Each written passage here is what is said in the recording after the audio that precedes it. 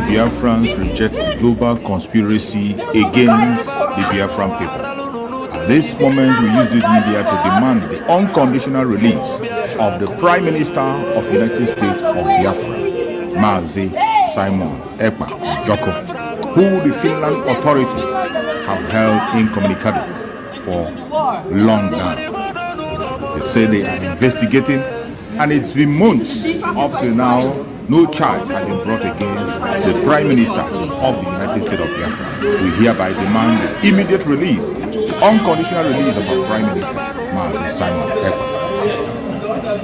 The global conspiracy against the Biafrans is unacceptable. We will never, ever accept it. It doesn't matter how they try to paint it, the whole world is watching. And it is sad that the world is silent, watching the atrocities committed against the Biafran people. Mazi Simon Ekpa is only asking for the freedom of his own people. He's only defending his own people, trying to save the innocent lives that are being wasted away. Free Mazi Simon Ekpa now.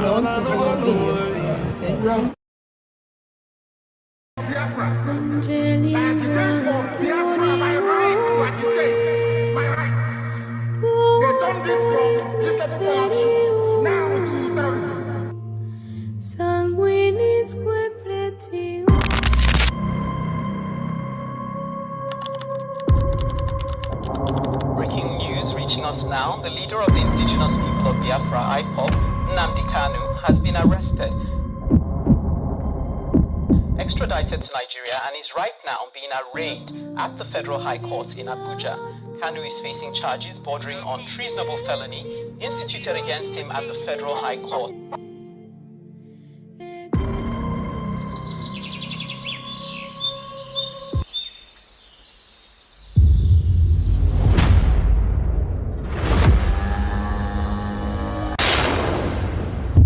It was an unjust war.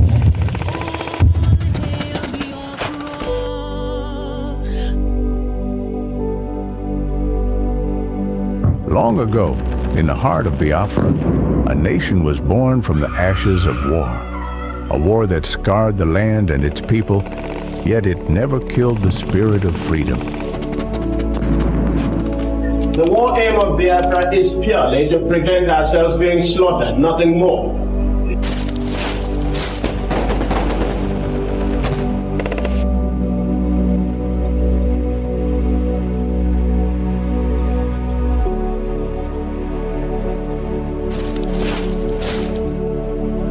It was in this land, scarred by conflict, that Nnamdi Kanu was born, a son destined to revive the dream of independence for Biafra. And if anybody is going to judge our success and failure in this war, it will have to depend on how much we have prevented the enemy from killing us.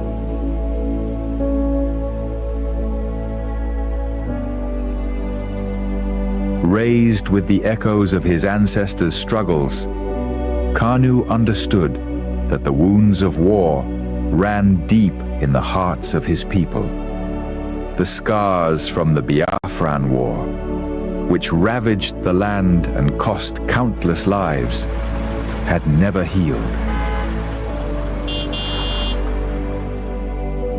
The dream of an independent Biafra, broken but not forgotten, lived on in the hearts of those who survived. It was these voices, these memories, that called him to action.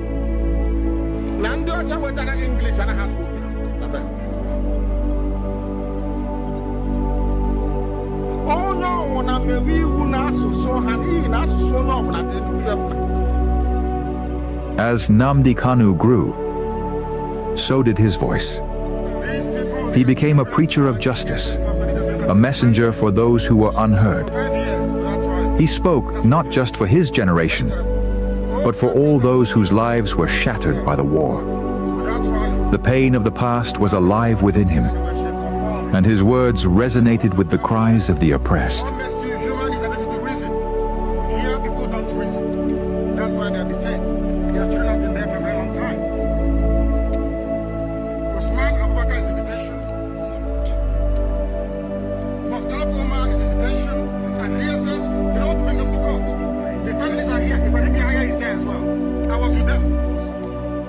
language is also there. Belief is also there. But as Kanu's message spread, so did the fear of the establishment. His calls for self-determination grew louder, shaking the very foundations of the government.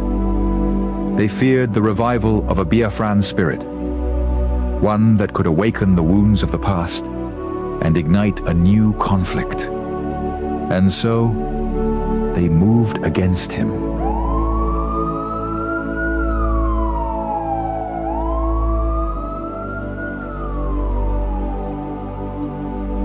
Nnamdi Kanu was arrested, his body captured, but his spirit unbroken. The authorities believed that imprisoning him would extinguish the fire he had started.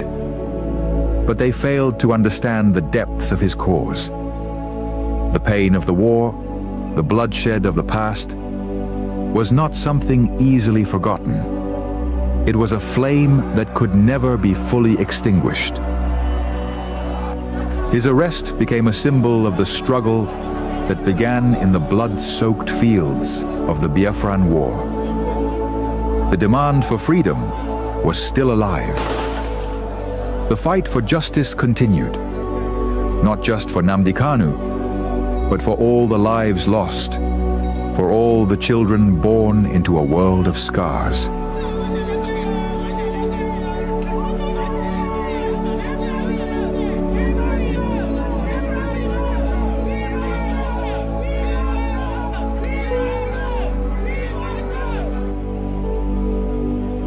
The fight for Biafra is not just his fight. It is the fight of all those who have ever dreamed of a free land. And though the past may haunt the present, the future is still unwritten. As long as the story of Nnamdi Kanu is told, as long as the voices of his people rise, the dream of Biafra lives on.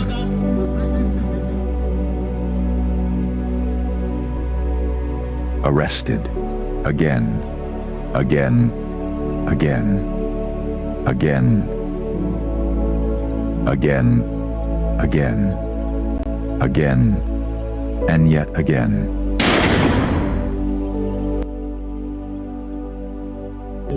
I agitate for Biafra. I agitate for Biafra, my right to agitate, my right. They turned it from treasonable felony now to terrorism.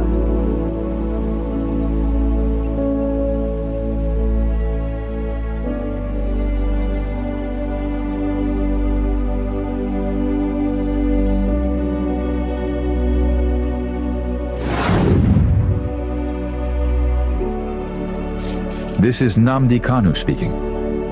Biafra land, listen. They thought they could silence me, but they didn't just cage me. They caged your spirit. They made you forget that our land still bleeds, that our people still suffer, that nothing has changed. 5 years in chains. But what about you? Are you not free? Or have they bound your voice with fear?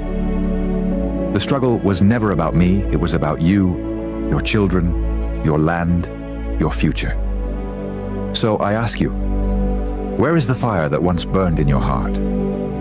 Where is the voice that once roared for freedom? Wake up! Rise again. Speak. Act. Remember who you are. This is Nnamdi Kanu.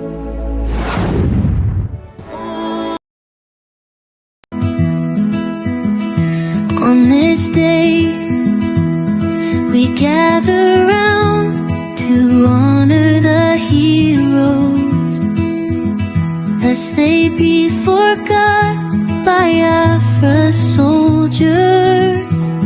To all Biafrans worldwide, from the Idoma to the Igede, the Igala to the Ogoni, the Ijo to Anang, Orong to the Ekit, the Ikwere to the Igbo, and all Biafrans, mark your calendar. A historic moment is upon us. On Friday, May 30th, 2025, the United States of Biafra government proudly invites you, all citizens and allies of Biafra, to a 3-in-1 event to mark the Memorial Day of our heroes and heroines at the first ever Biafra Peace Summit and the inauguration of our DC administrative office, a beacon of hope, strength, and unity for all Biafrans. Government, not the citizen, build up, we stand up one, united, in our land. Guided, government making us proud every day. Blessed by the people.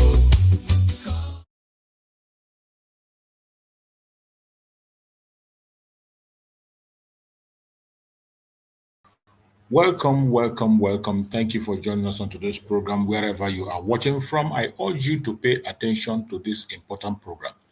In this program, we are going to expose and reveal to you the atrocities of Nigerian government, the blackmail and the manipulation that the Nigerian government is using fellow Biafrans to do. This manipulation is going on daily basis. This very one I'm going to play with you is shown on their conventional media. Don't go anywhere. Tighten your seatbelt. Watch closely. I am not going to dive into it. I use it in the morning program, but I'm going to play the whole video. After the whole video will be played, we are going to revisit this very program. We revisit it again and we dissect it. But I want you to pay close attention to the blackmail propaganda that is in this video. It is well loaded. I bet you, after listening to this program, you will never remain the same. And you will know that it is essential that we focus on our real enemy. And we have been infiltrated. Seriously, there is a very serious infiltration by the zoological government. And we must rise up to the occasion to overcome it. If we don't, it is going to be a very, very big battle. Please, pay attention to this program that I'm about to play, extracted from the conventional media. Pay attention. You are going to see the fallacy, the propaganda that is in this video. But later on, we're going to come to dissect it. Let's watch. Pastor, chief, doctor, professor, chairman, Ichie, Barrister Darlington Agumore. Barrister Darlington, how are you? You mean all this for me? Only you. Okay, no problem. I also have right here Mr. Tochukwu Ezukama. He is a researcher, a thought provoker, an editor, a writer, an author. He is also a social and political commentator. Mr. Tochukwu, good evening, and thank you for joining us on the Evening Rush today. Good evening and welcome. So we have a lot of demystifying to do. Yeah. And it's quite imperative that we're able to put heads together and try to sieve out the wheat, the propaganda, the conspiracy theory from the facts. Okay? Now, I'm going to start with you, Barrister Darlington. Why is it that the youth or the Southeasterners are not joining the Nigerian army? It's a quota system, and every region needs to be represented. The Southeast is underwhelmingly represented. What do you think is the reason for that? Good, Esther. The quota system was meant to balance things across board in Nigeria. Okay. That was the origin of quota system, especially after the war that some people were backwards and all that. In order to give them a sense of belonging, they say, okay, let there be quota system. But over the years, this thing has been abused. Deliberately abused. Some of this quota system thing is no longer applicable.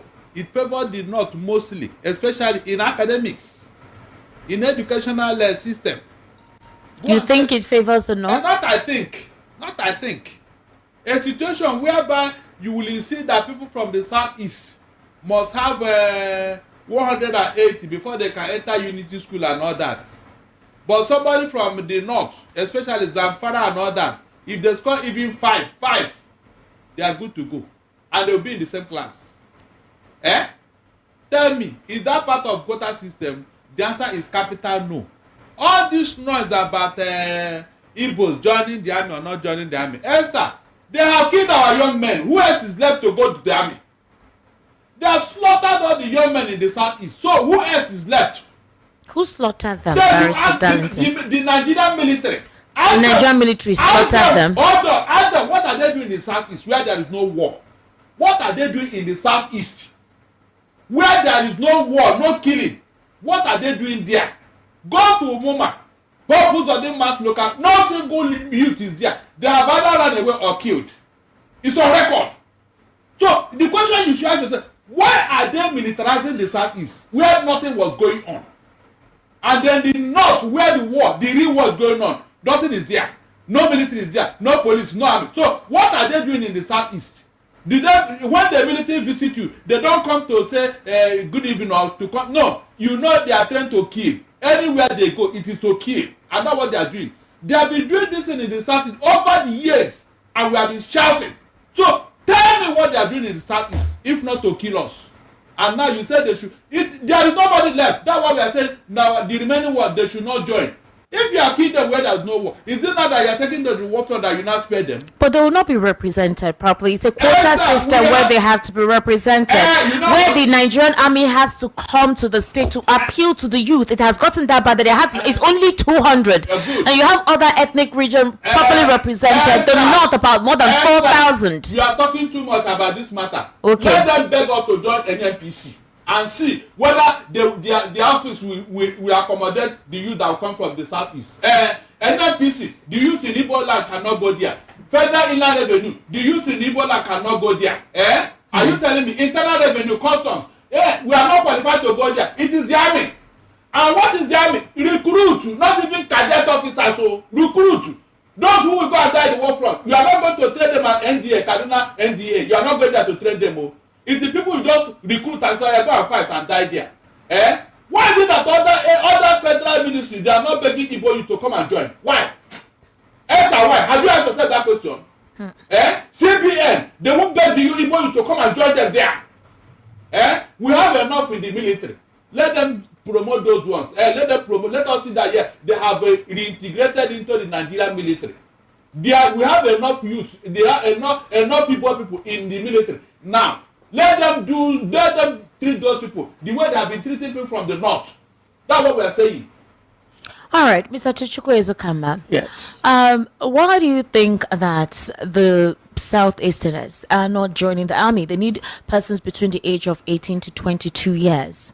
And based on the quota system and what the Nigerian army is saying, that the Southeast is underrepresented. And it's not a loss, it's a loss to them that they're not represented, because whatever amount of money is given to them for welfare and whatever, it cuts across all the geopolitical zones, right? And all the geographical locations. So if you have a lack of representation or an underwhelming representation of the Southeast, what happens to whatever budget that comes to them? That's one. Two, why do you think there is an apathy of the Southeasterners to join the Nigerian army? What do you think caused it? Well, I was making the point yesterday that the masses do not think, the masses follow.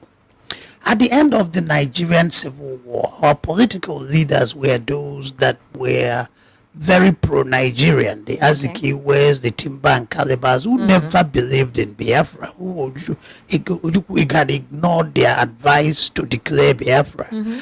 So because they told us by their body language, by their actions, that the war is over, we are back to being Nigerians. Okay. All is well. Nigeria is a good place for every Nigerian within the limits of human weaknesses. Okay. Even in homes, parents like some children more than others. Okay. So there's never a perfect place in this world. Okay. So, but based on weaknesses of human beings, Nigeria is good for every Nigerian. We imbibe that mindset. Our youth joined the army. We played like full Nigerians, and it paid off for us. After 9 years of the Civil War, an Igbo man was the president. An Igbo man was the Speaker of the House, because we had jettisoned Biafranism, which is what is killing the Igbo man. After 9 years of the Civil War. 1979. Okay. All right. We had a Kweme as an Umeji, as Speaker. So minus the North, who had the president. The Southeast that just came out from the war became the most politically powerful group. Okay. So there was no marginalization. We got that position. But with time, we started going backwards. Okay. When the new era came, our new set of leaders, whose mindset about Nigeria and the place of the Igbos in Nigeria were conditioned by the Biafran propaganda. Okay. We went back to that Biafranism. So now we are telling our young men, we are not Nigerians. We have a separate country. Who is telling our young men that? IPOB is doing that. That's neo-Biafranism. That's their message. Advice against so because the masses follow and do not think, our young men are imbibing it and staying away from Nigeria. But the thing is about quota. Every state has its own quota. Okay. So if you're not meeting up your quota, you are losing out. Quota system is a very controversial issue. Okay. In most cases, heterogeneous societies, heterogeneous countries, you have quota system. You have it in the US for one reason or the other. My father told me, my father fought in the Second World War, that because Northerners tend to be taller than Southerners on the average, the height bar was reduced for Southerners. That's quota system. If you use one height bar, then the army will be filled by Northerners. So in the South, if you said in the North 5'7" to join the army, in the South it might be 5'4" because we tend to be shorter. That was quota system that benefited the South. The present quota system of unity school might be benefiting the North and be tilted against the South, but it goes both ways at different points. So we better join the army, get represented in the army. I know many Igbo army officers that retired as generals. Some of my friends, I went to school with them. We went to the university, they went to NDA. Well, but Darlington is of a different opinion. Pardon? He's opining that whenever you send them to the they're sent to the war front to be slaughtered. And that where is the opportunity to grow through the ladder? I said many of my friends retired as generals. They got in the army with school certificate. Is it the same thing now? Is it the same process now? Well, prove that it's not the same. The people they are telling to join the NDA are not foot soldiers. Foot soldiers don't go to NDA. Nigerian Defense Academy train army officers.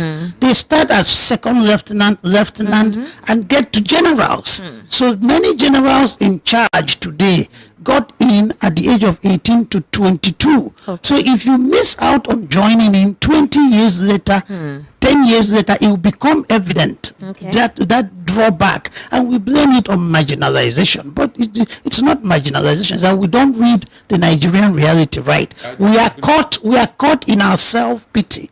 We are caught in this victimhood mentality. Everybody hates us. You still stand on that. You don't. That's think what that I know. You don't think that what caused that thing was the civil war? After the civil war, we did well because we jettisoned the self-pity mentality. So we are going back to what we had. How can you be a vice president in some countries of the world after 9 years of the war that you were defeated? You won't even be allowed to partake. But we partaked and excelled. So why are we not excelling now? It's our mindset. So you think it's a mindset that is simple, the representation in the polity, the South is literally being eroded? If you don't do your politics well. All right, Barrister Darlington, let me hear your opinion. Before the war, before the 1966 coup, the Igbos were all over the place in Nigeria. It's on record. We were holding the commanding height of this economy, the military, everywhere. It was academics. It's on record. This position became a subject of envy and jealousy. It's not as if we got it through nepotism. No, I said merited. And you go and check the history of Nigeria, the economy of Nigeria. It was when the Igbos were the commanding height of the economy. It's on record. That was when Nigeria had their golden years. Yes. When we were at the commanding height, that will tell you that we know how to manage what? Resources. Since after that time, out of jealousy, out of wickedness, they said, why should the Igbos be at the commanding height? And then they orchestrated the 1966 coup and called it Igbo coup. And that was where the elimination started. Who orchestrated it? You said what? Who orchestrated it? If it was not orchestrated, why should the IBP write a book and say 1966 coup was not an Igbo coup? Why should you say that? Is that the only coup that happened in Nigeria? Did you talk about who orchestrated it? No, you know better than him, Abi. He was in the army. I didn't. I'm not. Oh, don't you please? Hold on. Let us say this as it is. Now, when this thing happened, they started 3 days of Ogi killing. 260 Igbo officers, high ranking of, they were eliminated. Some were killed in their toilet, some were killed in their bedroom. Some were killed in their office, on the road. Anywhere they see them, shoot aside. That was how they started eliminating them. All of them. The so-called Northerners were killed. How many Northerners were killed in the coup? Esther. Saduna was killed by his own son, Nzogu. Nzogu was the one. He was the arrowhead. Nzogu was Saduna's son. He adopted him. Why are they calling him Igbo man? He grew up in that house. Because of the name. Oh, no, it's not enough. Hold on. He grew up in that house. Everybody knows. Saduna never had any child. Not even a son. It was that boy he adopted as his son. So, is that what? Historical fallacies. No, hold on. You think it's historical fallacy? Sadwana had how many wives? Sadwana had many children. Nzogu didn't know the Sadwana of Sokoto. You think Nzogu did not know the Sadwana? No, not on a personal level. No. Read the books by the main actors. Oh my God. What did you say? That Nzogu was not adopted by Saduna? No. Are you serious? Nzogu had Igbo parents that brought him to school. He went to St. John's, Kaduna. He trained in the army. Had no personal knowledge of the Sadwana. He had no personal knowledge of Sadwana. No. Okay, Somebody should help me. Now, do you know that when Nzogu died at Abagana, after the Nzogu died at Nsuka sector in the early days of the war. He died in at Nsuka sector in the early days of the war. Barrister, you're saying he died at Abagana. Abagana. That was where the war was hot. He died there. Do you know that when Nzogu died, both the Biafran and the Nigerian soldiers, they called for a truce to mourn him for 3 days. They were crying. They cried for the death of Nzogu. Okay, when this man died, Gowon had to order for his corpse to be brought back to the federal side. This was the man fighting for Biafra. Ask where was Nzogu buried? Was he buried in Kaduna? He was buried in Kaduna. So why? He died in Igbo land. Because he was killed in the battlefield. And he was taken away. He was taken away by Nigerian soldiers. Biafrans could not have handed him over to Nigerians to go and bury. He was fighting for Biafra. And when he died, his corpse was taken to be buried in the north. Are you sure he was fighting for Biafra? The story was that Nzogu was not happy with the corruption in the system. Hold on. He was They needed to cleanse it out. Esther, listen. Nzogu was fighting for Biafra. Pure ED. He was fighting for Biafra. Everybody is on record. He cannot even. He died in Biafra. He was fighting for Biafra. Okay. What was he buried in the north? The people that killed him got his corpse and buried him. The people that killed him held his corpse and buried him. Okay, Mr.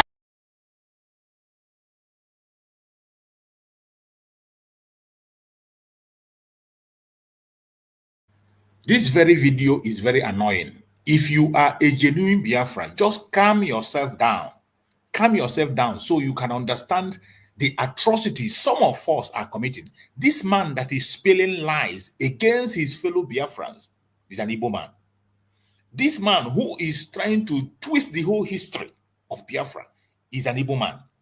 This man who they have paid to come into a studio and begin to discuss history, including saying that Chukwuma Kaduna Nzogu does not know Sadwana, even when there is a record of his relationship with Sadwana, and even when he died, they carried his corpse to the north. Even though he was fighting on the side of Biafra, he died and they took his corpse to Kaduna to go and bury him, to show you that this man is originally adopted by the Sultan of Sadwana of Sokoto, Sadwana, as his own son. But at the same time, they try to distort history, changing the narrative and speaking lies. I want you to calm yourself down and listen to this program. You are going to hear things that will get you angry, but please calm down. Why do you think that all of the things he's saying is based on fallacies and they're untrue? Okay, now the thing is this. We digressed a lot. Okay. He said that when the Igbos led Nigeria, things worked out, okay? Yes, when we had responsible people like Nnamdi Azikiwe leading us. I'm sure he's regretting his doctor today. Timber and Caliber leading us, because Zeke understood that the Igbos are handicapped by geography. Okay. If you look at the map now, the whole of Southeast is as big as Oyo State. Just one state. Yes. The whole 5 southeastern states. Yes, so the Igbos have a population comparable to that of the Yorubas, but a land very small. So our population density is very high.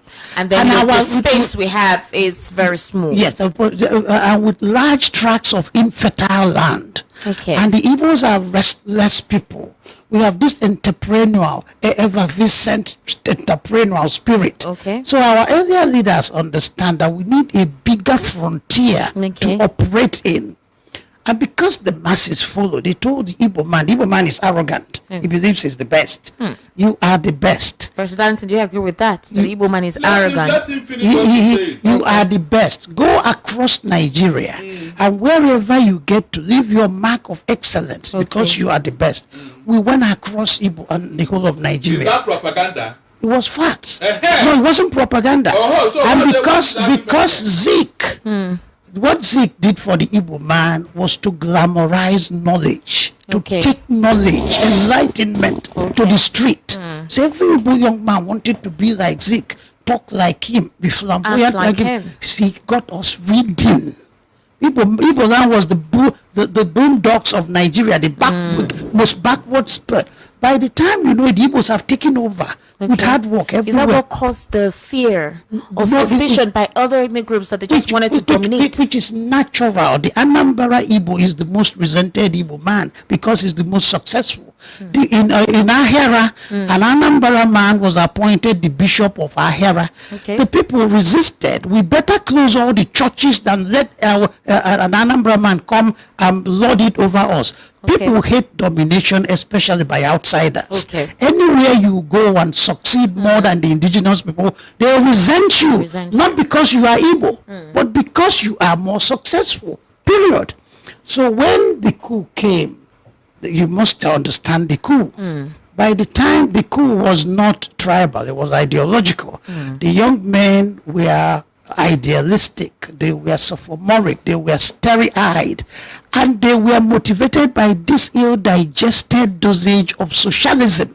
That's why they were leaning towards Awolowo, who claimed to be a socialist, But whatever the motivation of the coup was, at the end of it all, as the dust settled, you had decimated their military and political leadership. You have killed Tafawa Balewa, the prime minister. You have killed Ahmadu Bello, the coup killed this one. And you had killed their 4 highest ranking army officers, Mai Malari, Kuru Mohammed, Lagaman, and Palm, without killing your own leaders. So the seed of suspicion was sown. There was therefore to be trouble. Whether how or when was a question of detail. So with time, the Northerners fought back. So the North, we must do this for the good of the Igbos. When you tell yourself the truth, you're not helping your opponent, your enemy. You're helping your own self. For the good of the Igbos, when the Northerners attacked the Igbos, they had legitimate grievance. You can say they overdid it or underdid it, but you had killed their own leaders, and the Igbos in the North became very celebrative, singing, telling them that Saduana was bleating like a goat as he was being killed by Nzogo. If you had done the same thing to the Igbos, especially the youth, would have fought back. Now, Esther, so let me tell you, you are making a mistake.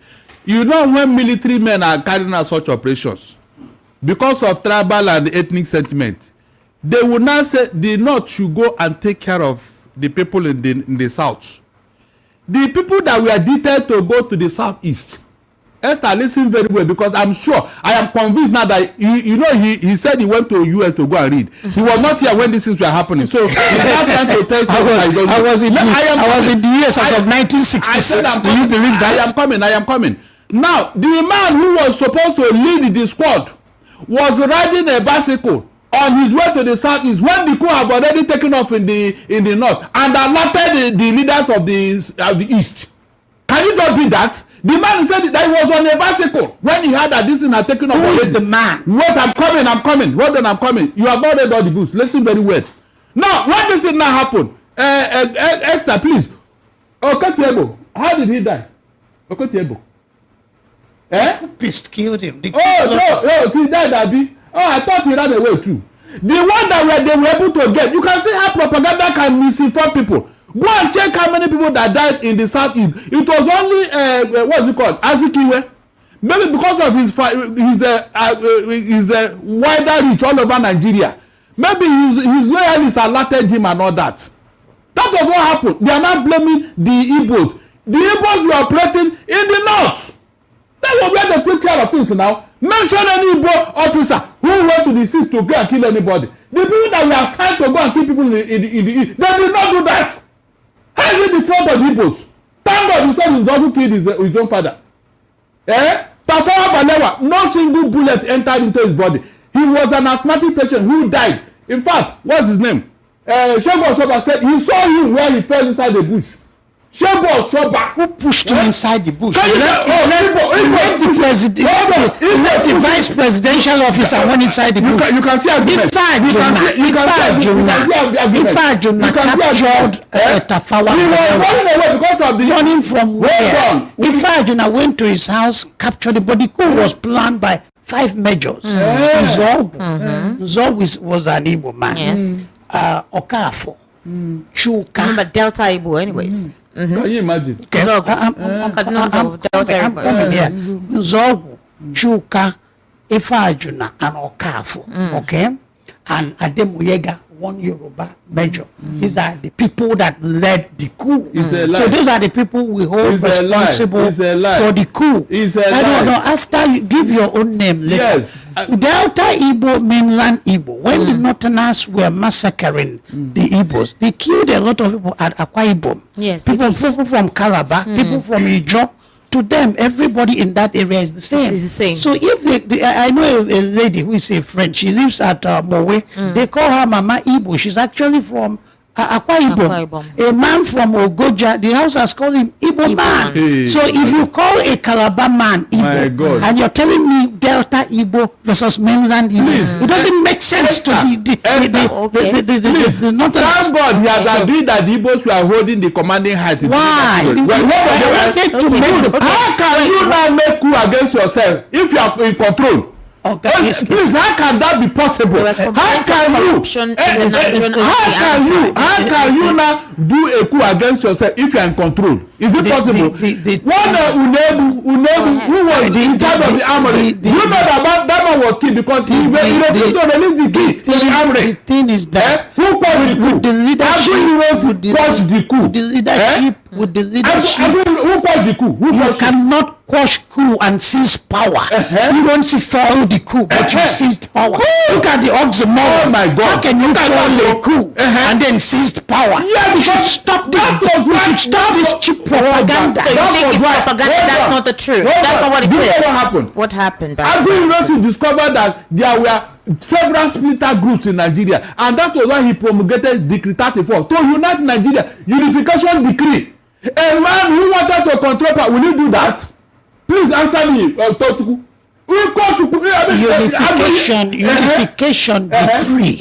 Soldiers are used to centralized command. Are you serious? I said at that time, Soldiers was in command. He should have done anything with the power he had, but he said, "Let us unite Nigeria." Okay. That was one of the reasons why they killed him. Yeah. Do you know why? Do you know why? Nigeria has a constitution, federal constitution. Ironsi was the first person who started tinkering with the constitution because of the prevailing situation. Because soldiers are used to centralized command. Oh my God! And Ironsi could not countenance the semi-autonomous centers of power that were the regions. He wanted to weaken them because he used to one man being in charge. So he started weakening the regions. Today we say Hausa Fulani centralized power is no. It's the military. Ironsi did it first. Gowon did it second. We did it for the good of Nigeria, for God's sake. Well, that is the others did it for what? The others did it for what? Ask them what happened with that unification degree after Agui Ironsi was killed. I don't know. Up to today, even in a civilian setting, it's still that unification decree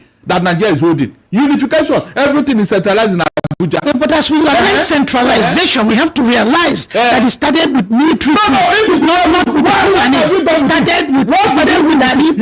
you should have now shied away from what Agui Ironsi if you didn't like it. Mr. Tochukwu Ifukama, you said something on Tuesday. You said that Ojukwu was driven by an ideal that he led his people to the slaughter and then ran away. Now, you made that statement in regards to the fact that he did not listen to the elders. He was very stubborn, and when you don't listen to elders and you get into trouble. You get into Igbos and into an abyss. Esther, what do you do if you are watching? If you are a leader and you watch the corpses of your kinsmen being brought back from the north without their head on, every day they are bringing train load of Igbos in the north who were being shipped down to Ojukwu was receiving them at the Overell Omoahia. Ojukwu stood at Overell and he was receiving them.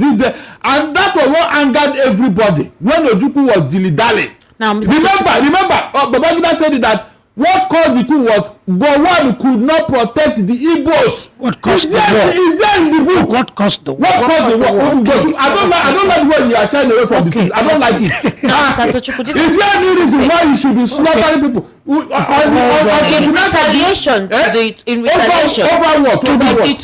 retaliation to the coup that was orchestrated by Kaduna Nzo.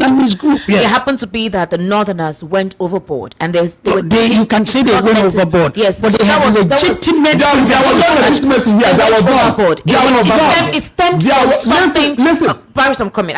There's somewhere I'm heading. It stemmed from something that was like there was something pre-existing in the belly. Undoubtedly, obviously, because of the way they went overboard. It was what they will call the program. This program had happened. The program happened before the declaration of Biafra. Yes. Now, it was when that killing became excessive that Ojukwu had to act as a leader to save his people living in that region and bring them back. But you believe that there was no reason for Ojukwu to have called for Biafra, or there was no reason for him to Esther, let me tell you, they went to Aburi to resolve this matter. Aburi Accord. Yes. They agreed in Aburi. Everything was agreed upon. Ojukwu agreed, Gowon agreed. Immediately he came back to Lagos. Some civil servants, super permanent secretary, they told Gowon, no, why did you agree? This is you agree. You know, that Igbo man, he has used his best to play you. Because Ojukwu entered the army with a university degree, the first in the whole of Africa. First. Hold on. Can you come closer to the mic? He entered the army, so he was well above all of them. So when that agreement was reached, he came back. They came back to Lagos. Instead of going to say, but I agree, he now listened to those super permanent secretaries who brainwashed him into saying no. Again, when Agui Ironsi was killed, Ojukwu said, look, until I know what happened to Agui Ironsi, and until what's the second in command, the Brigadier Ogundigbe now takes over, because they have a hierarchy in the military that you don't listen to his junior officer in the military. That was it. Ojukwu said, I will never take orders from Gowon, who happened to be, I think, ADC or so, or chief of staff to staff of the army. So why should he, a GOC? That was what the argument to do. Why didn't anybody listen to him? Then, what's it called? Ogundigbe now gave an order to his subordinate when he took over from Agui Ironsi, pending when they know what happened to him. The northern element, they just snubbed him. The man knew that the game is over, because in the military, you know what that means. When your guy gives you order, you just snub him. In fact, they are passed vote of no confidence. The man quietly left, and they posted him to London as a military attaché. That was what caused the war. That was what caused the war. So why is it that the North did not follow order? The order of hierarchy. Do you believe that the British did not allow the true publication of what led to the Civil War, and the fact that the Civil War was also being partnered and aligned with the British? Yes. And so there were some white journalists, British journalists, who came on ground to actually make their observations. Because the questions were asked by those British journalists as to why why is the federal government of Nigeria doing this against people who are part of them, right?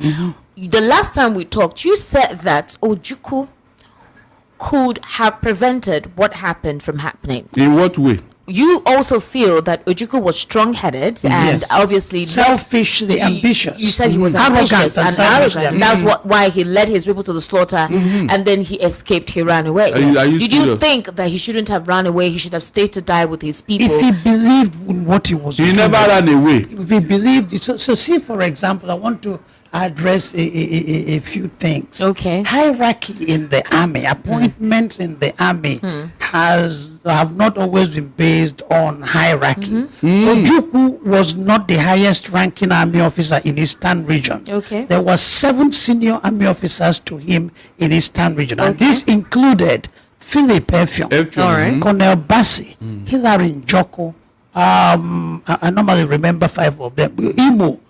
Brigadier Imo, as we later called him, and one other guy. So why did Ironsi choose a lower officer to make him governor? Because in the West, Adebayo was the highest ranking. Ironsi made Fajri. Okay. So that Gowon is not my superior and therefore cannot be head of state was cheap propaganda.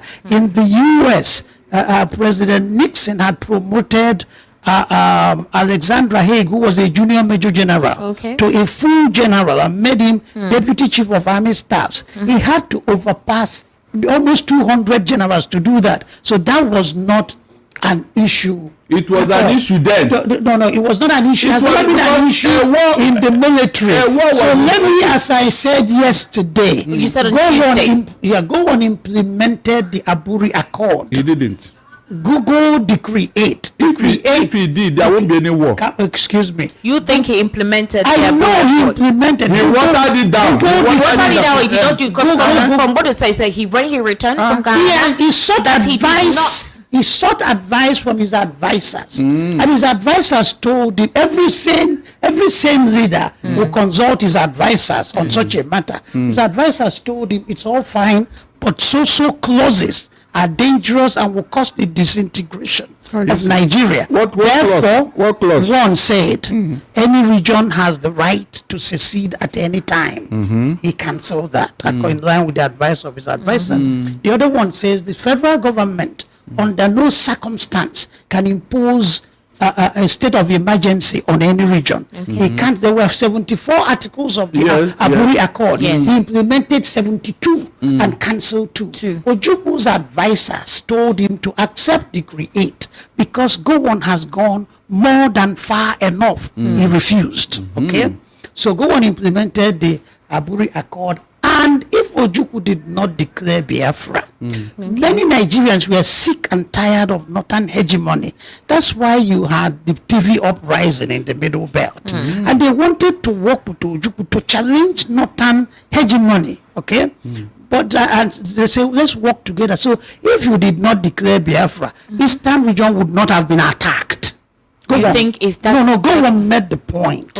My colleagues and I will go anywhere in search of peace as long as nobody tried to dismember Nigeria. Gowon kept saying that. I will fight you if you dismember Nigeria. The minorities in Eastern region will oppose to Biafra. We want our own state. The African head country, the African Charter said that the boundaries created by the white man is unjust. But let's accept them that way. Are you serious? If we go to tinker with it, we'll cause more problems. So OAU was opposed to Biafra.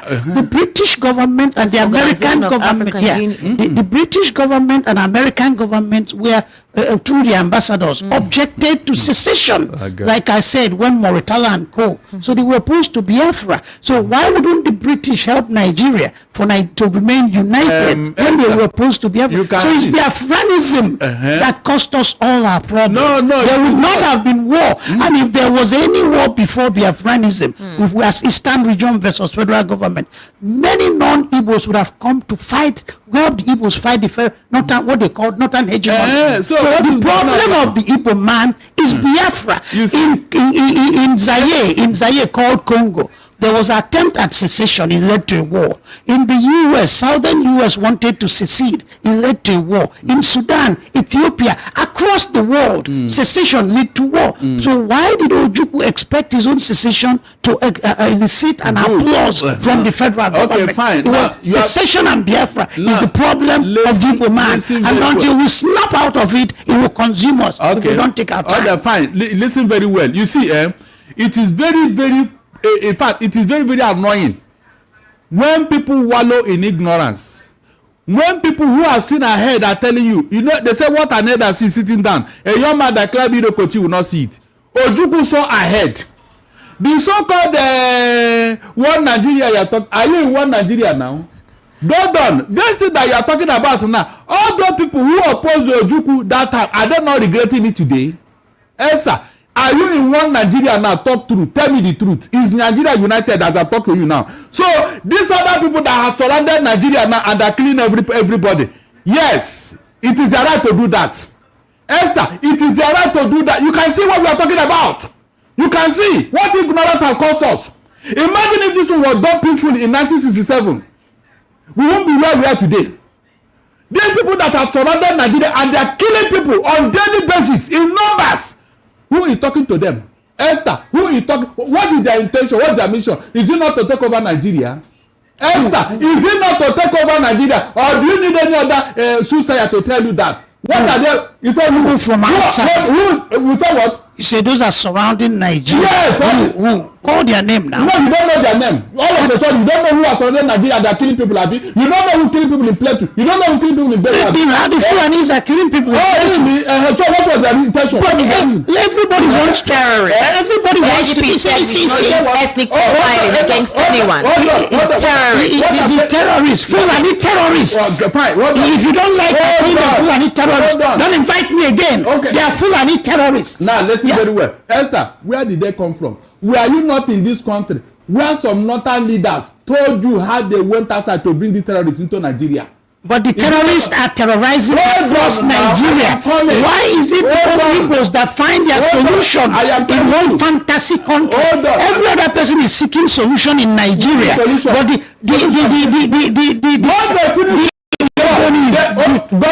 are you saying the bigotry? Are you saying the bigotry, the hate, the isolation, the the stifling, the under economic development and under representation currently going on? My viewers, you can imagine what somebody is spilling in his mouth. This idiot that is talking here is a Biafran. You can imagine what is coming from his mouth, saying that everybody is looking for solution inside the Zoological Republic terrorist government. That is only Biafrans that has put in their foot, and he called our faith fantasy on Biafra. He said that we are fantasizing about Biafra, even when we have already declared Biafra. The United States of Biafra have been declared. This idiot failed to understand that. This idiot failed to understand that the Biafrans have walked away. That is why they will not participate in anything that is called the zoo. We don't participate in their election. We don't participate in their protest. We don't participate in their military. And yet, idiots like this will not understand. Look at what somebody who called himself a Biafra with the Igbo name is speaking against his own people. It is so sad. Let us continue to watch and listen to this clown and what he has to say. With those from the southeast is their fault. No, it's our fault. It's our fault. No, we're talking about the We're talking about what? No, we're talking about the genesis of where all this whole thing started from. You said the problem of the southeastern of the Igbo man is Biafra. Yes. You said that is where it stemmed from. If that hustle and fight for Biafra did not come in at all, then we would have been properly represented. The war wouldn't have happened. We would have had our population, isn't it? But wait, I am coming. Something caused the call for Biafra, where we saw how a lot of southeastern. You can imagine this idiot saying that the problem of Igbo man is Biafra. Igbo man, Biafra has never been our problem. Biafra is only the solution. Biafra has always been the solution and the only solution to the problem of an Igbo man. But this idiot here, who is bearing Igbo name and claiming to be an Igbo man, is spilling lies before the whole world. And it is sad that he is doing this in the face of everybody, and the world will think that this is how we reason. The world will think that this is our stance. The world will think that we don't know what we want and we don't know what we are looking for. It is very, very sad. And I want to give you an answer. He said that Biafra is our problem, but I want to show this man what the problem is. I want every Biafran to pay attention to this video I'm about to play, where the Prime Minister, Master Simon Ekpa, answered this idiot and told him what the problem is. Listen and hear what the problem is. It is not Biafra. Finnish authorities to release Master Simon Ekpa immediately. Our Prime Minister, Mazi Simon Ekpa Joko, has not committed any offense. Therefore, we demand for his immediate release. Free Mazi Simon Ekpa and free him now. No hand must stop Mazi Simon Ekpa from exercising his duty as a free man. Free Mazi Simon Ekpa. For those of you who do not understand what we are doing, listen we carefully. are fighting for our freedom.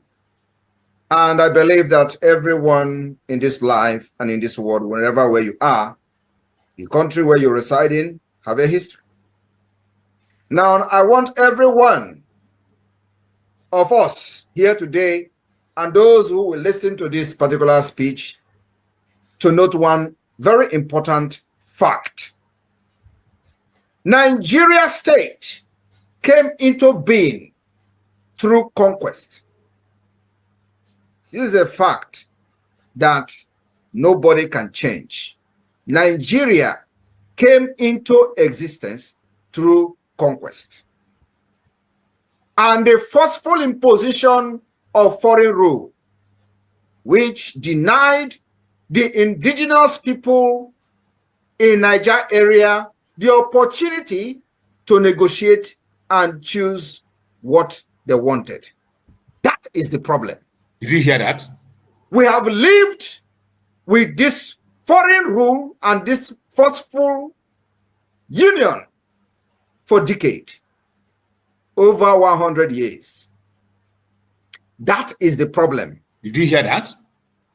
Now, I want everyone listening to me today to also understand that after this forceful union of Nigeria called the amalgamation, successive regime, both before and after the shambolic independence, continue to hold the state together in a similarly forceful manner, the same pattern and the methodology that the conquest and invasion and the colonizers came in with. They're taught by the forceful and the barrels of the gun, they will continue to kill people for the unity of Nigeria. That also is the problem today. Did you hear that? So, this impression that they are creating, that the country must remain as crafted from the amalgamation by the colonialists, and that this country called Nigeria unity is non-negotiable. That is also the problem. We have lived from centuries to century, and today we are in the era of 21st century. We are now in a global village where the things of the past and the things of the old are changing to become new. And they don't want to change Nigeria with the dangerous diversity that have now emanated from different angles and the different injustices and corruption, and now Nigeria have found itself to become an Islamic state. That is the problem. that you are supporting Nigerian government in any way, either in the Nigerian army, Nigerian police, Did you hear what the Prime Minister said? That is the problem. It is not what this idiot is saying. Hearing the Prime Minister, now you understand better. Let us go back to that program. Listen. It wasn't even the Igbo mainland. Anyone that was not a northerner or a southwesterner was murdered, was killed, right? Now, that was what caused, it was basically a genocide, and it depopulated that region. The creation of it wasn't genocide. It wasn't Because genocide. we are killed in two phases. Okay. May 29th to May 31st. Okay. Ironsi was still in power. Ironsi was dethroned 29th. Okay. Ironsi did not say a word against it. He kept quiet. Yes. Are you serious? Then the killing stopped. I was in primary school.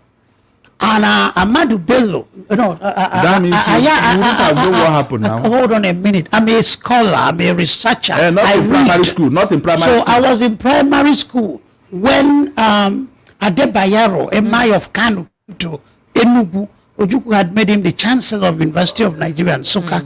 He gave a speech saying that the Igbos should return. We guarantee their safety. Many northern leaders said the same thing. So the Igbos, some that ran back, went back, some did not. Okay.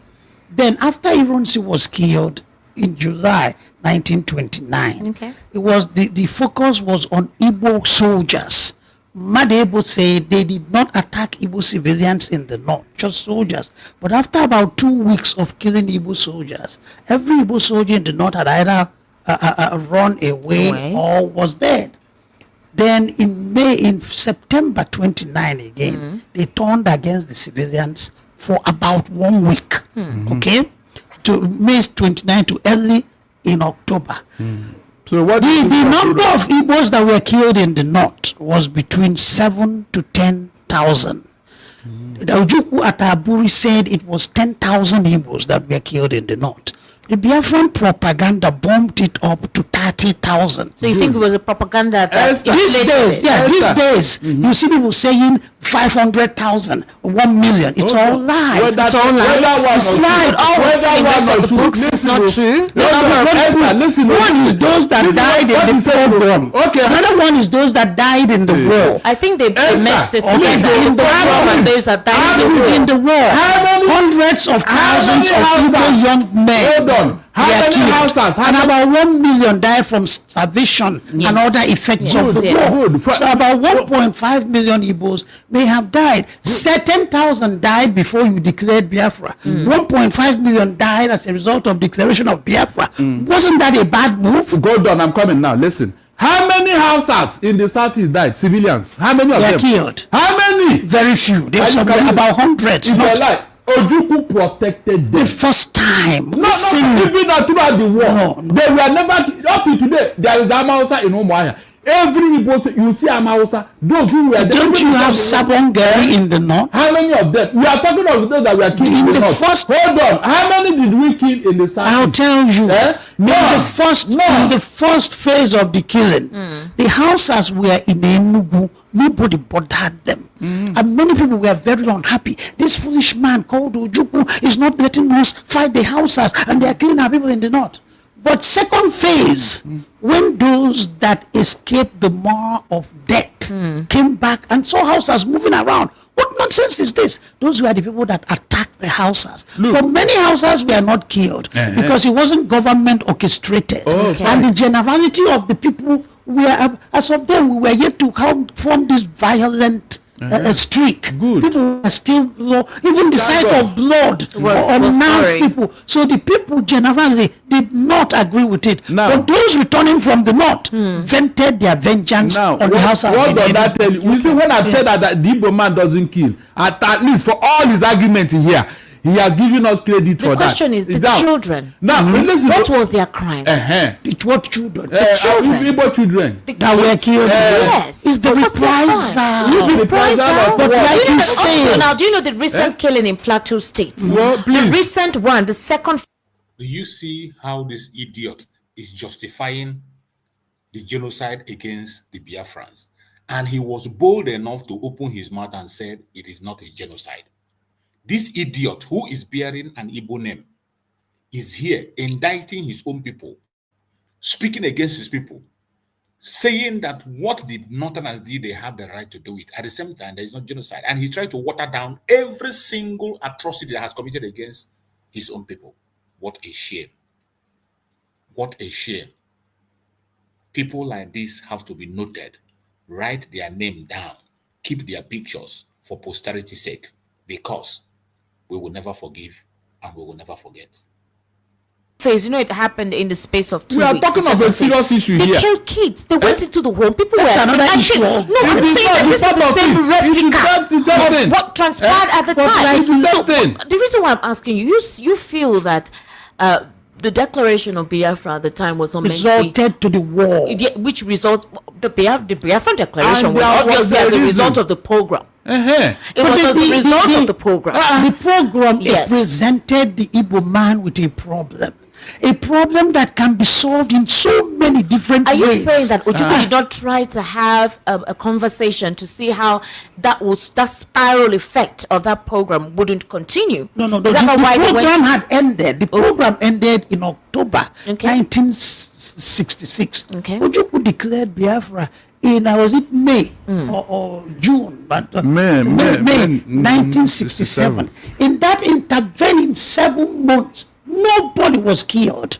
Nobody fought anybody. Peace. We were searching for peace. There was wars of mouth. Usman Katsina said, "If Gowon will allow me, I can overrun the East in 48 hours." Words of war. But those things were stirring up something. Ojukwu will say his own now. Okay. We were just talking, but nobody fought anybody.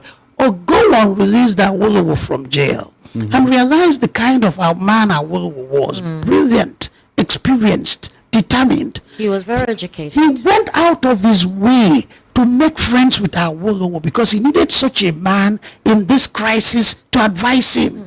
In Biafra, in the eastern region on Igbo land, you had many people in the caliber of Awolowo. Ojukwu shoved them to the side, discredited them, called them saboteurs, put them in house arrest, and went his own way because it was about him, his ambition, not anybody else. Ojukwu put Zik in house arrest. And when they declared Biafra, they were looking for recognition. They were asking for him. Looking for recognition. Nobody knows Ojukwu. Ojukwu was a soldier. Got appointed governor. Zik had been around since the 1930s. Zik helped Nkrumah to go to America and read. He helped people like Timber and Caliber.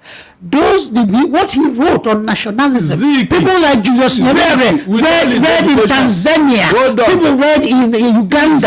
So he was Zik of Africa. So when Ojukwu could not get recognition for Biafra, he went back to Zik, knowing the clout Zik has across Africa. Help us. When you have no recognition, the Nigerian Biafran issue was internal affairs of Nigeria. It cannot be addressed anywhere. OAU, and no. So Ojukwu went to Zik, help us get international recognition. Zik said, I will help you to get international recognition. Not that Biafra can ever win the war, but so that you negotiate from a position of relative strength. Zik went around Africa. Tanzania recognized Biafra. Ivory Coast, Gabon, Zambia, and was it Haiti? Recognized Biafra. And Ojukwu had promised, if you get me recognition, I will negotiate for peace. Zik got him recognition. He didn't want to negotiate for peace. Why didn't he want to negotiate for peace? Peace will compromise his position. He will lose his position. Any kind of peace will make him redundant. So it was about his power. In other words, you feel Ojukwu was just basically into it for selfish reasons. Simple. That's what you feel. Yes. Barrister Darlington, you will respond. Let me play this by General Gowon, retired General Gowon, when he was being interviewed by one of the British journalists as to what he thinks about Ojukwu when the civil war had ended and Ojukwu had escaped. When the journalist asked him if he would refer to Ojukwu as a hero. Let's just take a brief listen to this. Why do you think Ojukwu left Biafra? Was it a coward? Was it because he felt that he stood in the way of a settlement? Why do you think Ojukwu left Biafra? Was it Can you because he was hear? a coward? Was it because he felt that he stood in the way of a settlement? Well, your guess is as good as mine. The foreign press that seem to know him better than we do, than I do, seem to give him all sort of excellent quality, so much above in fact than the rest of us. Ojukwu, the gallant chap who said, "I will fight to the last man, and I will be the last one, that will fall."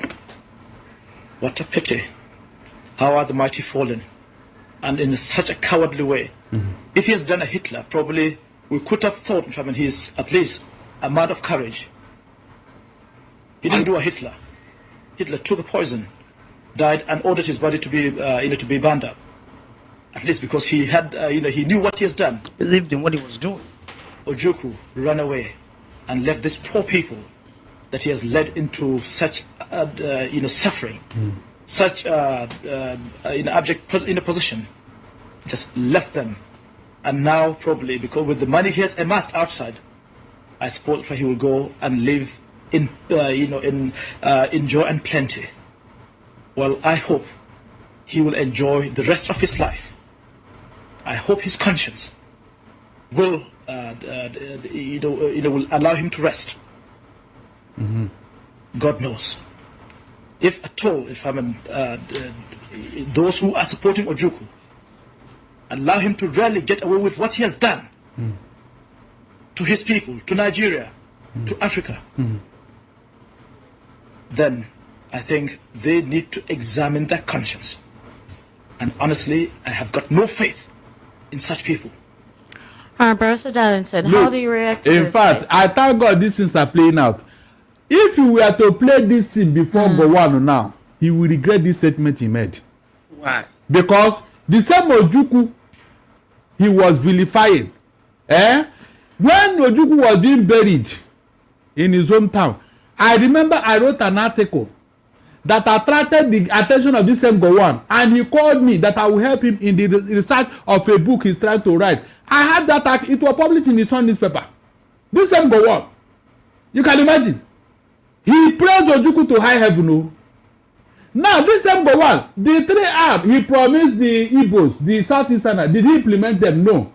This same Gowon, the Prime Minister, he wanted to give, he promised to give Awolowo if he helped him to prosecute the war. Did he give him? No. That was why Awolowo angrily resigned in 1971 after the war. The first cabinet minister to resign from the Federal Executive Council was Awolowo. Because of what? What Gowon did? It was then that Awolowo even regretted. It's on record. He regretted, yes, because what did he regret? He regretted because he now regretted keeping Nigeria well. He now remembered that he was played.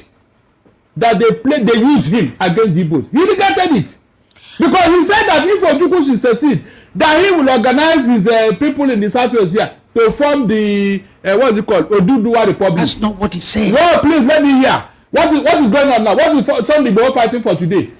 Even though Gowon in his plot now, is he a happy man? The same people he fought for, I don't know they were killing him now. But Ojukwu saw it ahead, nobody saw it. Except Ojukwu.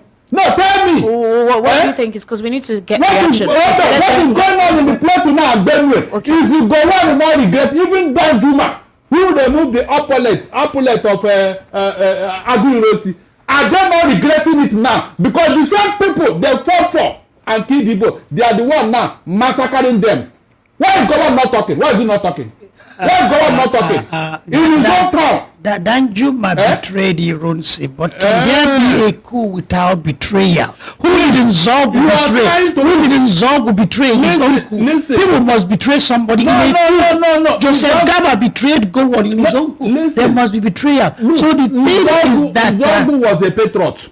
For that man to have taken up against his own father, he was a patriot. That is not historical fact. That's what you're talking about. But then the thing is, what I want to say is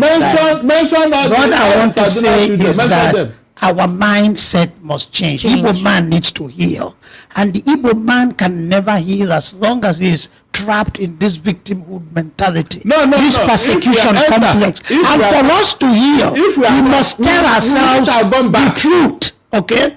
Never in the history of the world, it may have been the first time when a conqueror defeated his enemy, instead of lording it over him ruthlessly and trying to extract his own pound of flesh, reached out to say there is no victor and there is no victor and there is no vanquished. Without the Igbos, hold on.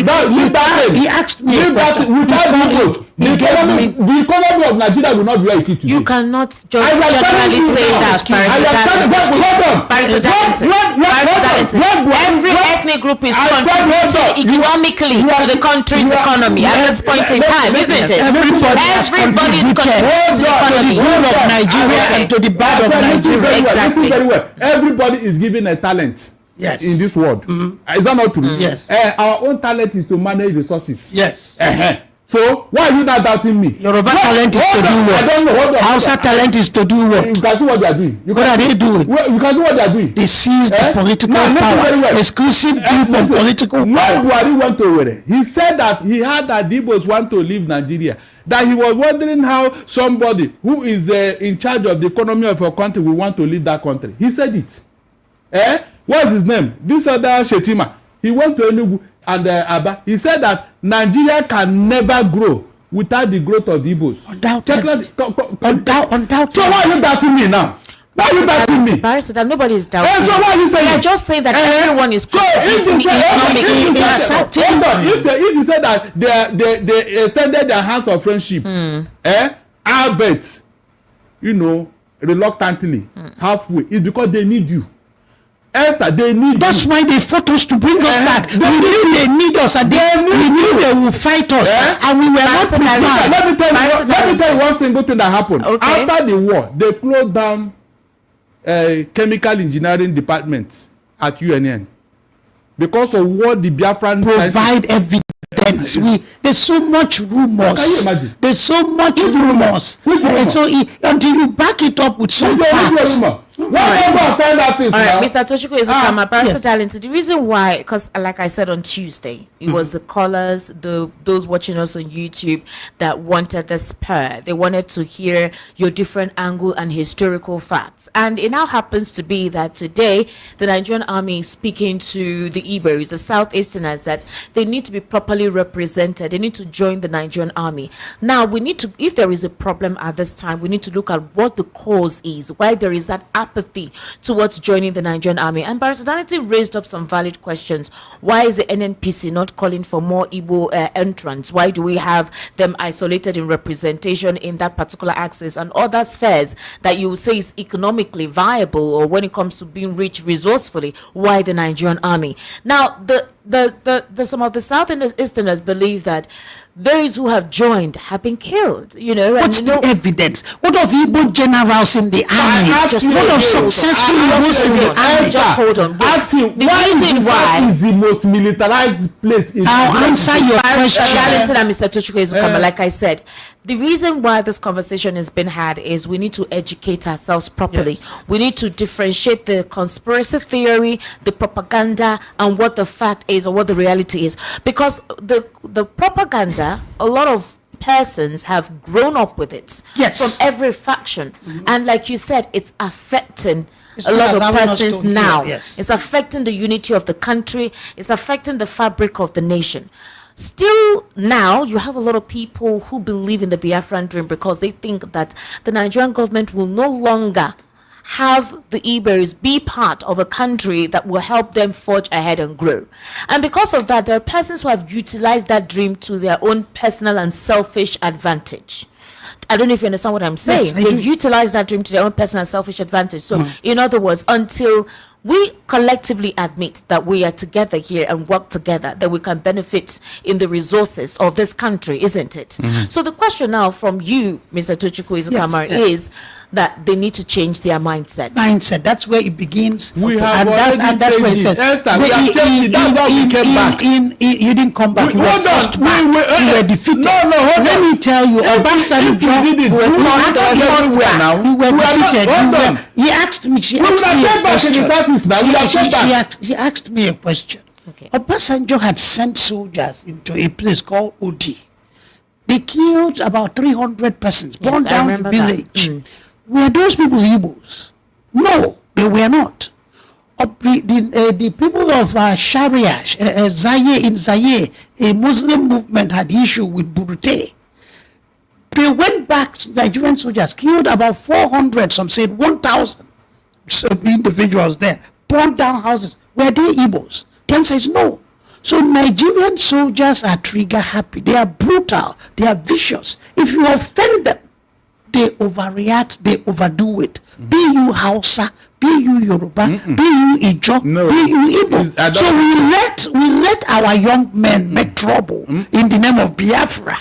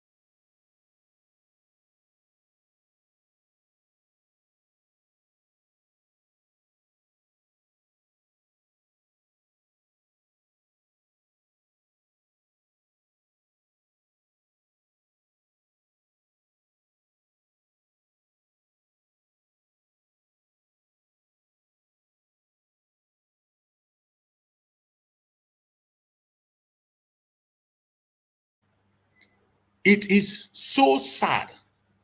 It is so sad that idiots like this will come online and begin to speak lies. This guy is saying that Nigerian military are trigger happy. They are trigger happy.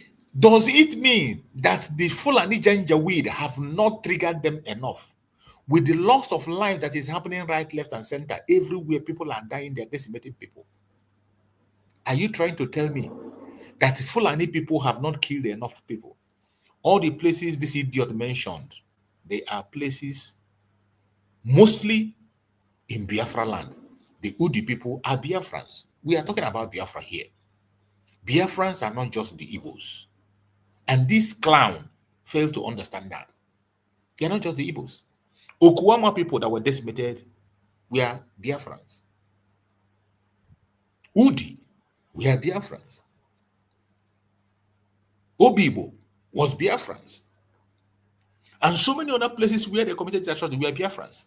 The issue of Shiite people was just one out of a million. And those Shiite people were indigenous people of Nigeria. Can you tell me a place where the Zoological Republic Army has become trigger happy against this very Janjaweed that are causing loss of life everywhere? Does it mean that they have not committed enough? You see, idiots like this have to be thrown away to the dustbin. Let's continue to listen.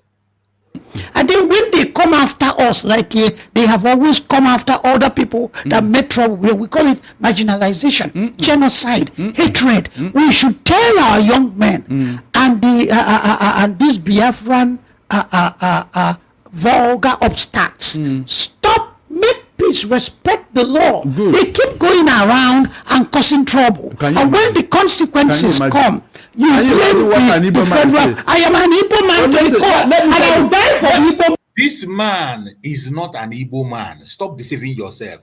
You are Igbo man to the core. You are an idiot, a clown. You are a disgrace. You are not an Igbo man. For you to spill this nonsense you are spilling, that we are going around causing trouble, we are creating people. The Fulani Janjaweed terrorists that are destroying lives, the herdsmen, the government are protecting them. The government are safeguarding them. You cannot go in any prison or in any detention center, you see them. When you catch them and take to the police, they will release them. They have not, they even buy the people who call themselves military, but yet they didn't do anything. But when it comes to the indigenous people of Biafra, this idiot will open mouth and talk trash. It is sad that somebody who is bearing, well, we know there are people bearing Igbo names and not Igbo, but it is sad. Hold on. Not run away like let me ask you. Since even Nigeria was contract, yes, because the contraption. Yes. Since Nigeria came into being in 1914, yes, can you mention any time anywhere there was rioting in the southeast and the Igbos were killing themselves and killing non-indigenous in the southeast for other anything at all, either religious or whatever? But you can count how many times it has happened in north and the Igbos were the one bearing the brunt. You can count how many times it happened in the southwest here when OPC was reigning. How many times did the Igbos react or retaliate in the killings that have been going on against them all over Nigeria? Please, can you tell me? I can answer your question. Tell me. Since 1999 to now, there's been more than 10 clashes between the Yorubas and the Hausas in the southwest. Yes. I'm coming. Economic clashes. Similarly, when you have two ethnic groups coexisting, there will be clashes. They can be tribal, they can be economic, they can be religious. So the Igbos had been killed in the north periodically. In 1953, there was a clash, political clash, between Southerners and Northerners. But since the Igbos were the predominant Southerners in the north, 24 Southerners were killed, mostly Igbos, and 16 Northerners were killed. Was that a pogrom? No, there was a clash. No. So in a country like Nigeria with so much poverty, ignorance, there will be periodic clashes like that. But the Igbos must stop believing that everything done in this world is out of hatred for them. No, hold on. I am coming. We Esther, need to get you were here. Ordinary election. You saw what happened in Lagos here. That was political, not tribal. Why didn't we react in the southeast since you are the troublemaker? How many Yorubas are in the southeast? No, How many Yorubas are in the southeast? We have millions of Igbos in the... There's no Yoruba man in the I didn't say there's no Yoruba we should have taken it out. But different ethnic groups have different cultural skills and different value systems. Those you saw in Onitsha, Abia, and that are Yorubas and Hausa, we should have taken it out on them now. If we are that violent. Since you claim that man is not violent. Oh, you know now, you know. I'm asking you. No, you know. Why are you blaming them for what is no going on? Ethnic group of Nigeria is totally governed by love, and none is totally governed by hate. There is good and bad in everyone. I said Igbos have their good aspects and I have bad aspects. Igbos are like the Yorubas and Hausas. The Igbos have contributed to the problems of Nigeria in many ways. The Yorubas have contributed. The Hausas have contributed. In what way? Igbos have contributed. I'm interested in that of Igbo. Tell me what they did wrong. That they are going about their businesses in peace. The Igbo can never go any place and dominate it and say, I am the owner of this place. Igbos dominate. In what way? Tell me where that before the war. Oh my God! When the British were still in power, the Igbos said, we will not only dominate Nigeria, we will also lead Africa. Are you serious? We were being in our triumphalism. We became. Igbo man is arrogant. Where is the book? Where the Daddy Onyama said it. Zeke said it. Zeke said the gods of the Igbos, the gods of the Igbos said to take reaction right now.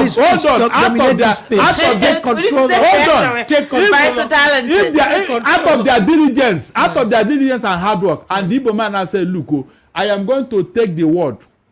Is that arrogance? Please tell me. We are talking of where some people who don't know where they came from will come to your land. Take your land, take your ancestral home, take your village, rename it and call it their own. That is terrible and should be stopped. Really? It should be stopped. But other people are trying to deal with the matter in the context of one Nigeria. Only the Igbos are the ones looking for their solution. Abiola won an election. It was cancelled because they didn't want him to be president. The Yorubas sought it out, but he didn't say we are seceding to one fantasy island. Saro Wiwo and his group sought their problems out, but he didn't say we are seceding to one Eldorado Only the Igbos are seeking solution. Can you imagine? We need to open one the phone ethnic group lines. will be now be lording it over the rest of us, Abi. And look at how he's saying it, as if it is proper. Well, as it stands now, everybody has an equal right in Nigeria. No ethnic group supersedes any other ethnic group, regardless of who is in power politically. Let's get that right now. Ladies and gentlemen, let's get your reaction. Like I told you, there was a reason for bringing Mr. Tochukwu Ezukama and Barrister Darlington here based on your demand. You people were the ones that requested for this.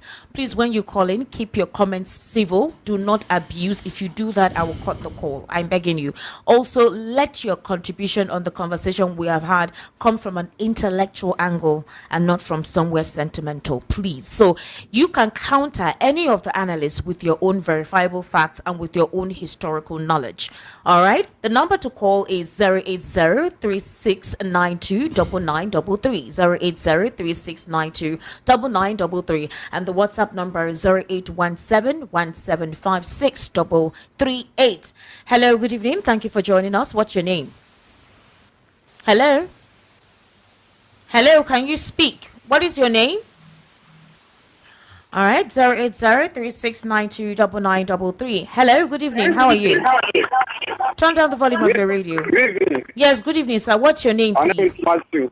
Matthew, what's your location, Matthew? I'm calling from Mission. All right, Matthew, please go ahead. Honestly, I must confess, I love the other, what's his name, the other Jeff. I like what you were saying. You say nothing but a fact. Which one, Barrister Darlington or Mr. You said the other guest. I think I'm too much younger.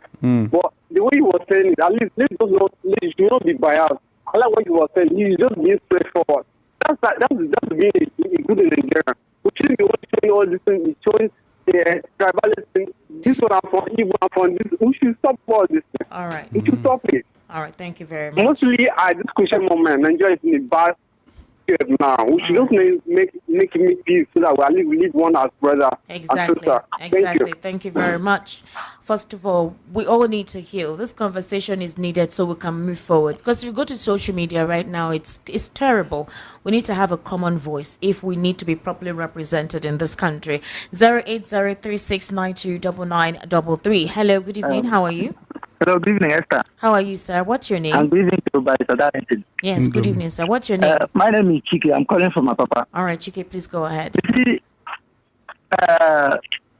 the other guest is almost like a contradiction to the history of Biafra that we read, and also to the confession, the book that Babangida wrote, because he's almost saying that the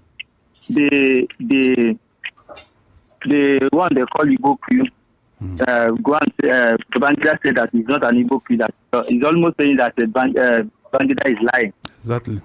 So I am surprised. I don't know where he's getting all this kind of information from. But I want to tell him that other tribes hate the Igbos. The only reason well known to them. In Southwest here, during the last election, somebody were telling the Igbos, that this is the last time the Igbos will vote here in Lagos. I'm telling you. And the traditional rulers ordered their youth to stop the Igbos from voting. So how did that one now relate to Biafran being the problem? I wonder, thank you, my brother. You see the way Fulani people are killing our people in the southeast. How many Igbo men have traveled to the north and killed somebody there? I wonder. I don't understand. Coming to the reason why the Igbo youth are not joining the army, I don't think it's a good idea for any. In fact, that 200, I don't know where they got that 200, but those ones, they think that maybe they are orphans, they don't have families. If they have families, they would advise them, what are you going there to do? Because they will move people from the north, the army from the north, down to southeast to come and stop the southeasterners. Why they move the Igbo youth who joins army to go and face the Boko Haram in the bush and be getting themselves killed there. So I don't think it's a good idea for any reasonable Igbo guy to join army at this point. You're discouraging. And the Nigerian army and Chukuma Soludo, the Anambra State governor, is advising to encourage the youth to join the army. Are you supposed to discourage? 08036929933. That's the number. 08036929933. Hello, good evening. How are you? Hello, good evening. How are you? I'm buying pure Hello, water. good evening. You're buying pure water. We're Good not evening. here. Hello, good evening. Is that how much you're selling it now? Buying pure water. Hello, good evening. Pure How are water you? buyer, talk. You are We can hear you. Go ahead. Pure water buyer. Hello?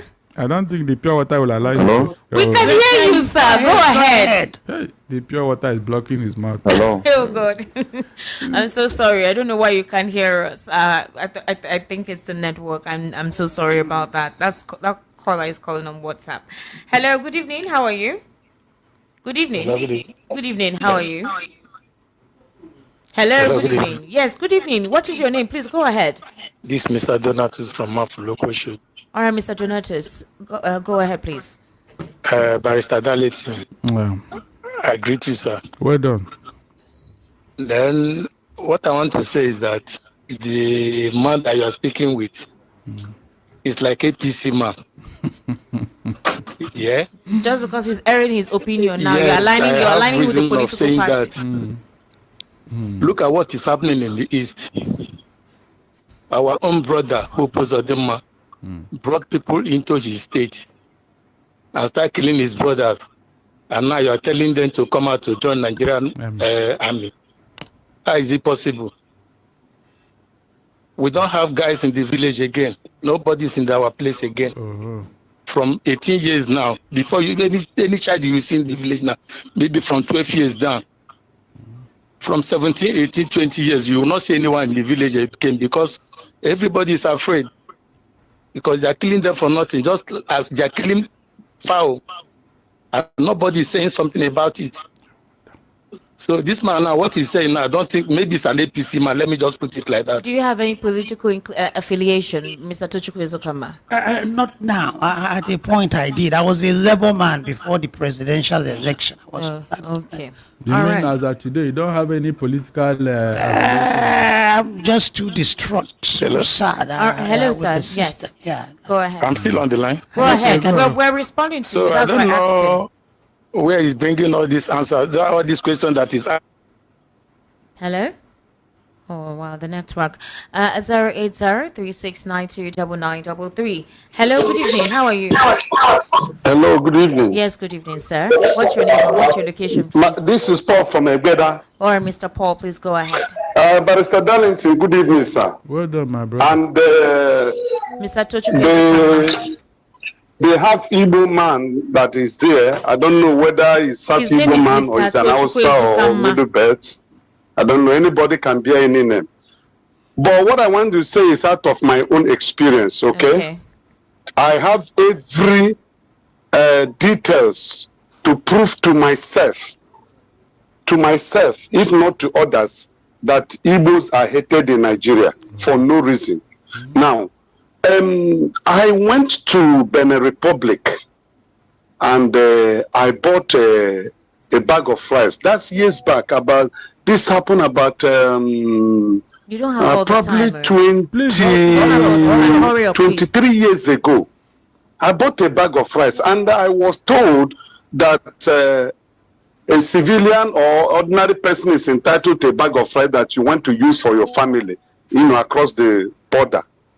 And when I go to one of the custom checkpoints, I think, what do they call this place? This custom checkpoint at Badagry Road. Yes, continue, please.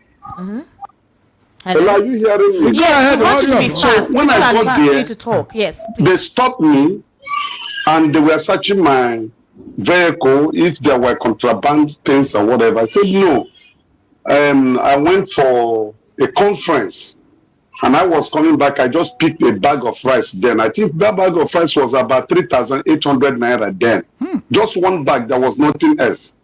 So the man asked me, where do I come from? I say I'm from Oh, you wasted time. Eh? Yeah, that was I wanted him to. Anyway, it's talk obvious. about. It's obvious what he's saying. It's Hello, obvious. good evening. How are you? Hello. Hello. All right, we can hear you. 080-3692-9933. 080-3692-9933. That is a number to call. All right. Hello, good evening. How are you? Turn down the volume of your radio. Turn down the volume of your radio. Hello? Hello? 080-3692-9933. That's the number to call. Hello, good evening. How are you? Hello, good evening. How are you? Hello, good evening. Okay. I think some people don't know they'll pick their calls. Hello, good evening. How are you? It's the network. Oh. Hello? Yes, good evening. How are you? Hello? I can hear you. Please, what is your name?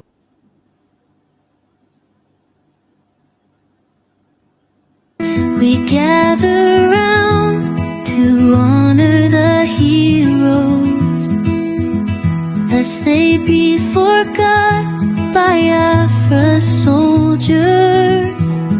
To all Biafrans worldwide, from the Idoma to the Igede, the Igala to the Ogoni, the Ijo to Wanang, Orong to the Ekit, the Ikwere to the Igbo, and all Biafrans, mark your calendar. A historic moment is upon us. On Friday, May 30th, 2025, the United States of Biafra government proudly invites you, all citizens and allies of Biafra, to a 3-in-1 event to mark the Memorial Day of our heroes and heroines at the first ever Biafra Peace Summit and the inauguration of our DC administrative office, a beacon of hope, strength, and unity for all Biafrans. Government, not the citizen, build up, we stand up one, united, in our land, guided, government making us proud every day. Blessed by the people. Biafra. I agitate for Biafra by right to agitate. My right. They turned it from little felony now to terrorism.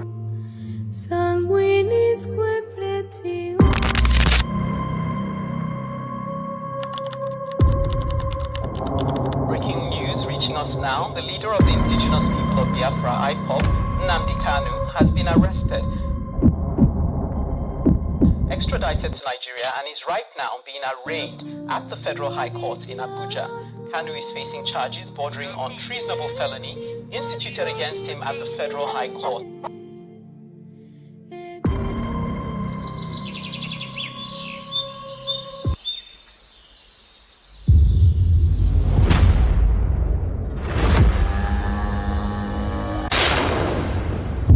It was an unjust war.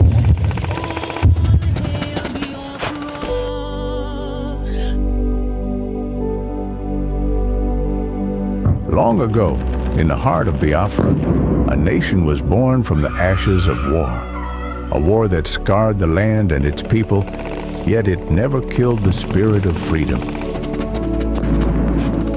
The war aim of Biafra is purely to prevent ourselves being slaughtered, nothing more.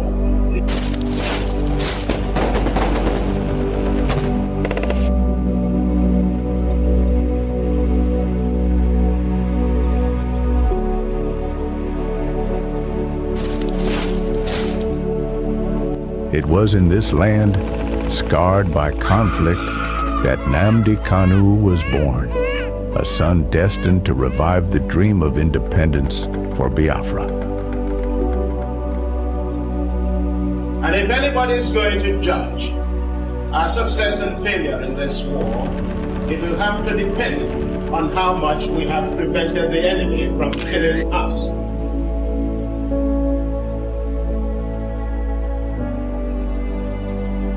Raised with the echoes of his ancestors' struggles, Kanu understood that the wounds of war ran deep in the hearts of his people.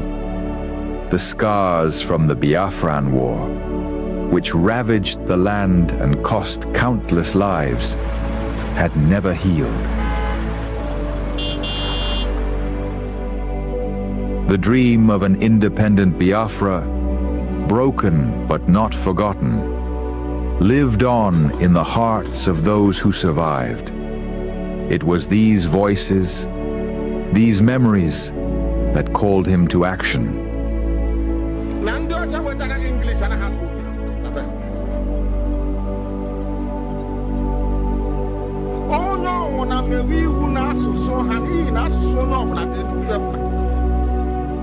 As Nnamdi Kanu grew, so did his voice. He became a preacher of justice, a messenger for those who were unheard. He spoke not just for his generation, but for all those whose lives were shattered by the war. The pain of the past was alive within him, and his words resonated with the cries of the oppressed.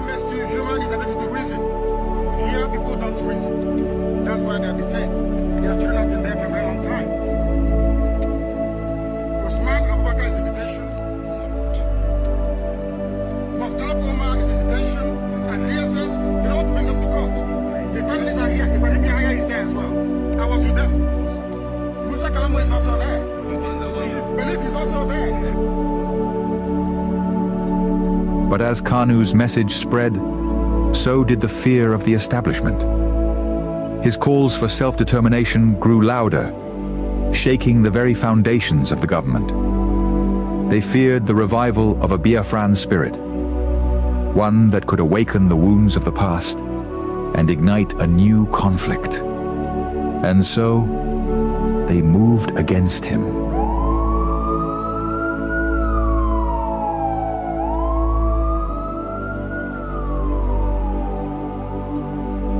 Nnamdi Kanu was arrested, his body captured, but his spirit unbroken. The authorities believed that imprisoning him would extinguish the fire he had started. But they failed to understand the depths of his cause. The pain of the war, the bloodshed of the past, was not something easily forgotten. It was a flame that could never be fully extinguished. His arrest became a symbol of the struggle that began in the blood-soaked fields of the Biafran War. The demand for freedom was still alive. The fight for justice continued, not just for Nnamdi Kanu, but for all the lives lost, for all the children born into a world of scars.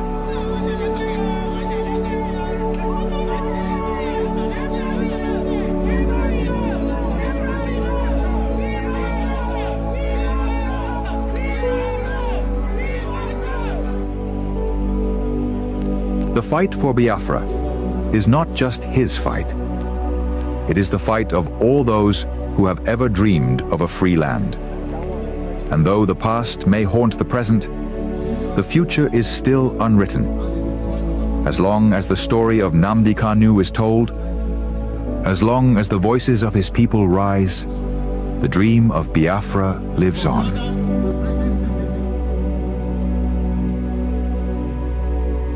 Arrested again, again, again, again, again, again, again, and yet again.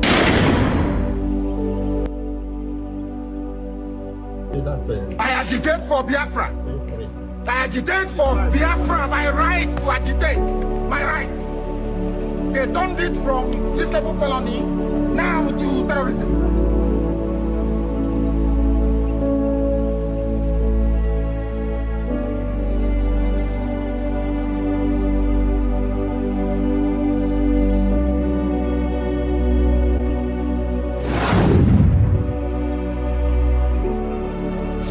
This is Nnamdi Kanu speaking. Biafra land, listen. They thought they could silence me, but they didn't just cage me. They caged your spirit. They made you forget that our land still bleeds, that our people still suffer, that nothing has changed. 5 years in chains. But what about you? Are you not free? Or have they bound your voice with fear? The struggle was never about me, it was about you, your children, your land, your future. So I ask you, Where is the fire that once burned in your heart? Where is the voice that once roared for freedom?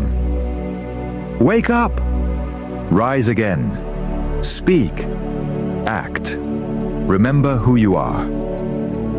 This is Nnamdi Kanu. Conspiracy against the Biafran people.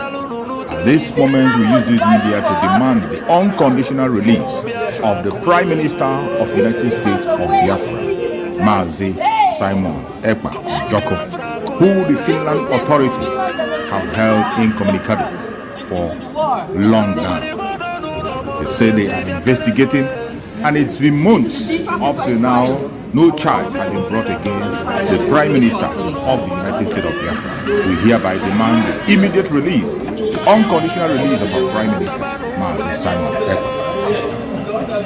The global conspiracy against the Biafrans is unacceptable. We will never, ever accept it. It doesn't matter how they try to paint it, the whole world is watching. And it is sad that the world is silent, watching the atrocities committed against the Biafran people.